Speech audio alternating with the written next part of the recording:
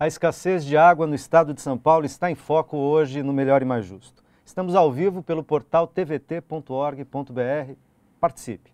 Estão aqui comigo Júlio Cerqueira César Neto, engenheiro, César Pegoraro, ecoeducador do SOS Mata Atlântica, e Waverly Neuberger, coordenadora do Centro de Sustentabilidade da Universidade Metodista de São Paulo.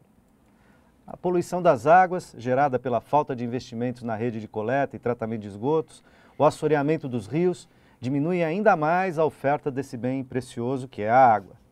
Menor oferta e demanda crescente, como a gente já falou no primeiro bloco, principalmente em áreas muito populosas, a água tem de ser captada cada vez mais longe, criando conflitos com habitantes de outras regiões e com um custo ainda mais alto. O que deve ser feito para preservar as áreas de mananciais e otimizar os recursos hídricos disponíveis? Aliás, essa era a conversa que a gente já estava começando a fazer no intervalo entre o primeiro e o segundo bloco. Waverly, você já estava falando disso, continuamos nessa questão. Eu acho até interessante, nós estamos no ABC, né? Puxar essa situação para o que a gente vê acontecendo na represa Billings, né? Com a mudança, né, com a retirada, com o impedimento de se mandar os esgotos de São Paulo para a represa Billings, foi em 1993, né? A gente já teria condições de estar agindo, de uma certa forma, na recuperação desse manancial, para fazer com que esse manancial ficasse cada vez mais, essa água tivesse cada vez mais disponível para a população, né? E a gente vê que, eu acho que concordamos inteiramente com o que o professor estava falando, é um empurra, né? Não se tem um investimento na área, não se trata essa questão do recurso hídrico, com a importância que ele realmente tem. Não se trata as regiões produtoras desta água com a importância que ela tem, né? Então, a recuperação dessas áreas de proteção de manancial, o trabalho com a água que a gente tem disponível, né? Para que ela não continue sendo poluída, para que a gente realmente recupere esse recurso, a gente não vê acontecendo. César, aí, cuidar da água, você falava isso no intervalo, né? Quer dizer, para além de trazer a água de outros lugares para suprir a necessidade numa região cada vez mais populosa como a metrópole aqui de São Paulo, cuidar da água que já temos. Como cuidar da água que já temos? Como cuidar da água que já temos? Esse é um desafio, né? Historicamente, nós não temos uma relação de preservação do recurso, né? Então, se formos olhar para a história da metrópole, esse desenvolvimento que nós tivemos principalmente ao longo aí do século XX, se deu em grande parte em detrimento à manutenção da qualidade da água. Então, foi uma opção político-econômica do momento, mas que gerou essas consequências e essa cultura até hoje.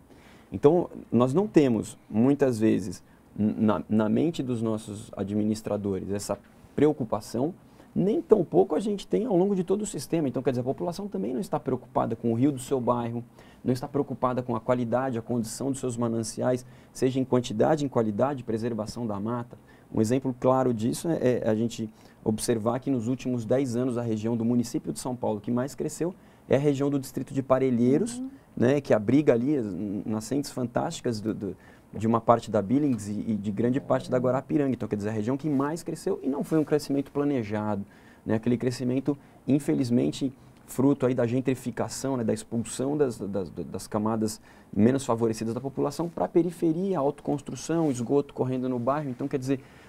a céu aberto. A céu aberto, saúde pública, um caos. Então, historicamente, culturalmente, nós não temos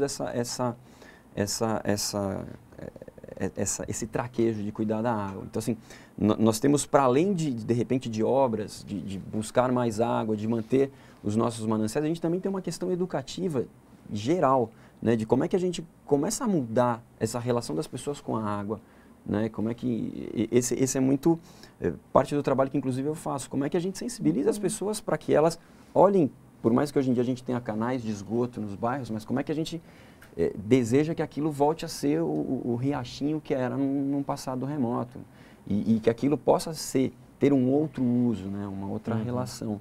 E isso vale para toda a água, né? Inclusive em termos de desperdício, né? O desperdício de água é grande também, pela gente mesmo, né? E entra uma coisa interessante, porque não só a questão do desperdício, mas também do do aproveitamento integral da água, porque eu acho assim, tem umas questões complexas que nós, nessa crise toda, nada se falou, por exemplo, da gente começar a trabalhar com cisternas aqui, né? Captação de água de chuva, por mais que a gente não esteja com chuva agora, mas seria uma maneira da gente, assim como aconteceu no semiárido nordestino, de termos as nossas reservas.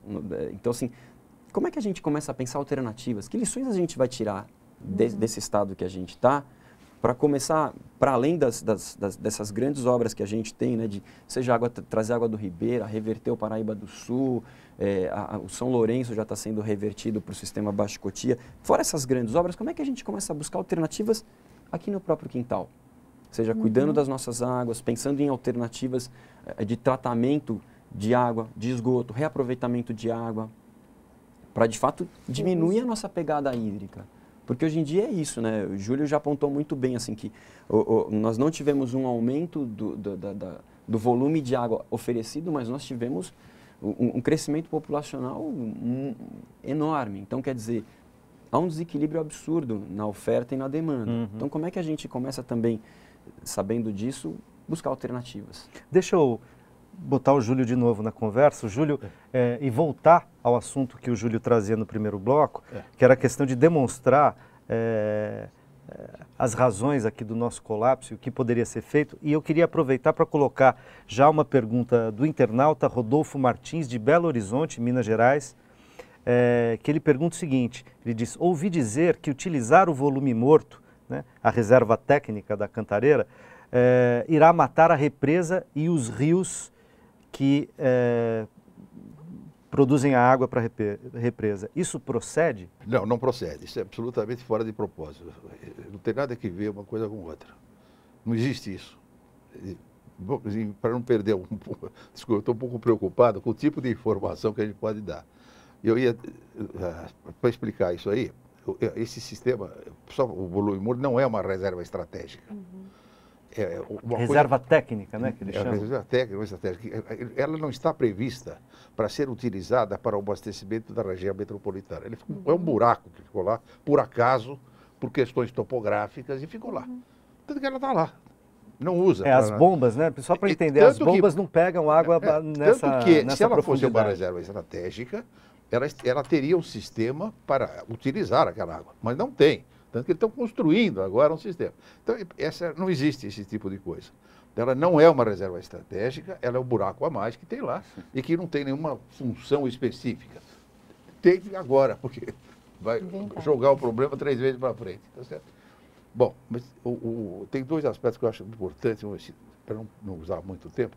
Um deles que eu queria mostrar, demonstrar, quando inauguraram o sistema Cantareira, faz 30 anos atrás, foi meados da década de 80, o governo Montoro por aí. O que aconteceu? O sistema Cantareira foi um sistema excepcional, o maior como sistema único, o maior do mundo, 33 metros cúbicos por segundo. Ele tinha capacidade para atender a 100% da população, aliás, 100 não, a mais de 100%, que tinha uma folga, inclusive, quando ele ficou pronto, e um negócio que chama-se segurança hídrica, que é aquele a mais para fazer face àquelas variações. situações. O que aconteceu? Passaram-se 10 anos e houve aquele problema em 2003. Nesses 10 anos, você não ouviu falar nesse assunto. Por que não ocorreram? Pode ter até ocorrido. Mas o sistema resistiu. Agora, 20 anos, então, né? De 2003 para trás, 20 anos. Nesses 20 anos, você vê que o sistema resistiu 20 anos. Provavelmente, nesses 20 anos, houve esses tipos de problemas, mas ninguém ficou sabendo. Por quê? Porque o sistema tinha capacidade.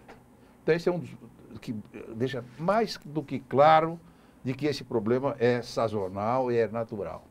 Agora, outro problema importante, um minutinho, que eu não posso perder essa oportunidade. É a importância, o comportamento da Sabesp, que explica também esse tipo de coisa de forma absolutamente insofismável. A Sabesp era uma empresa que, antes de 1990, ela era uma empresa que era comandada pelos engenheiros sanitaristas de alta competência, sempre foram, e sempre resolveram os problemas, inclusive o sistema Cantareira e tudo. até esse tempo, até 1990. Até aí, a Sabesp era uma empresa que era comandada por esses elementos, voltadas ao seu objetivo, saúde pública, através de obras de saneamento básico para manter a saúde pública. Esse era o grande objetivo da Sabesp. Ou seja, tinha uma gestão técnica, exclusivamente técnica. E de saúde pública. De 90 para cá, os motivos, seja o capital especulativo mundial, que pegou, se não foi só São Paulo, o Brasil inteiro, o mundo inteiro, certo? E que chamou o seguinte, agora é lucro de qualquer jeito, mesmo com prejuízo dos direitos humanos e seja lá do que for. Isso é um negócio que não é daqui, mas foi do mundo inteiro. A Sabesp aderiu integralmente a essa tese. Mandou os engenheiros sanitaristas embora, mandou embora, pode dizer, acabou com os sanitaristas, assumiu o comando da Sabesp, os advogados, os economistas, e passou a pôs as suas ações na Bolsa de Nova York e passou a se preocupar com os seus acionistas e esqueceu os seus usuários. Essa é a pura realidade. Em 2000, a Sabesp colocou as suas ações na Bolsa de Nova York. Em 2010, 10 anos depois, teve uma festa em Nova York, premiaram a Sabesp, que foram as ações que mais valorizaram no período. Sucesso financeiro e fracasso acender os seus usuários. Essa é uma situação, na minha opinião, tão dramática. E emblemática, né, Júlio? Não, mas é emblemática, né? Emblemática. Quer dizer, você conseguia atender os seus usuários quando a questão negócio não suplantava a questão saúde pública. E a Sabesp etc. se transformou num balcão de negócios. Então explica por que ele ficou 30 anos sem pôr um manancial a mais. Por quê? Porque não é o objetivo dela. É lucro imediato, né, professor? Não interessa. Ela com 30 milhões de usuários, que é o que ela tem hoje, é a quarta do mundo hoje, 30 milhões. Porque ela poderia ganhar muito mais. Mas já é o suficiente. É lucro imediato. As ações dela foram as mais valorizadas na Bolsa de Nova York em 10 anos. Já é suficiente. Agora, tem mais. Ela criou, nesse período, uma área, chama-se Superintendência de Negócios, de Oportunidades de Negócios, disputando a prestação de serviços de saneamento básico, não só na América Latina, mas no mundo. Eles estavam fazendo propostas até no Oriente Médio para prestar serviço, para aumentar o lucro da empresa. Quer dizer, é uma empresa que está saindo lucro. Então, isso está tão claro, tão claro. Eu já escrevi isso, tem muita repercussão, mas isso é extremamente importante e demonstra por que nós estamos com essa seca agora.